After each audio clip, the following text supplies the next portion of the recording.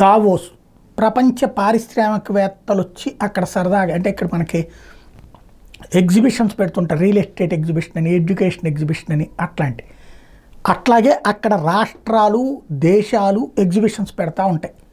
ఒక్కొక్కళ్ళు ఒక్కొక్క ఇల్లు తీసుకుని ఇక్కడికి మళ్ళీ రోడ్డు ఒక షాపింగ్ మాల్లో పెట్టడం అట్లా కాకుండా ఒక్కొక్కళ్ళు ఒక్కొక్క ఇల్లు లాంటివి తీసేసుకుంటారు. అక్కడ మనకు సంబంధించిన పెడుతూ అక్కడే తింటూ మాట్లాడుకుంటూ పవర్ పాయింట్ ప్రజెంటేషన్ ఇవన్నీ చేస్తూ ఉంటారు అనమాట.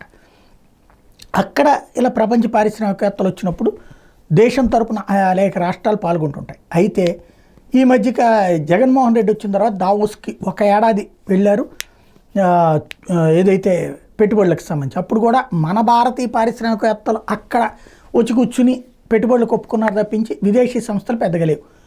ఇప్పుడు చంద్రబాబు గారు విదేశీ సంస్థలకి చంద్రబాబు గారితో కాంటాక్ట్ ఉంటుంది. ఇంకోటి చంద్రబాబు గారికి సంబంధించినటువంటి టీం ఒకప్పుడు ఇక్కడ సాఫ్ట్వేర్గా చేసి విదేశాలు వెళ్ళి స్థిరపడి అక్కడ వివిధ విభాగాలతో కాంటాక్ట్ పెట్టుకున్నటువంటి వాళ్ళు అనేక మంది, ఒక పెద్ద టీం ఉంటుంది. బాబు గారికి సంబంధించినటువంటి కోర్ టీం అంటారు.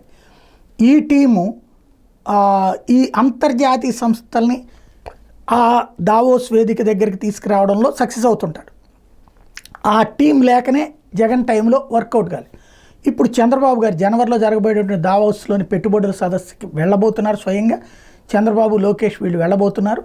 అక్కడ ఇవన్నీ ఇన్వెస్ట్మెంట్స్ పెద్ద ఎత్తున విదేశాల వాళ్ళతో మాట్లాడే ప్రయత్నం చేస్తున్నారు. మేబీ అప్పుడే గూగుల్ లాంటి వాళ్ళతో ఇవన్నీ కూడా కన్ఫర్మ్ అవ్వచ్చు అనుకుంటా.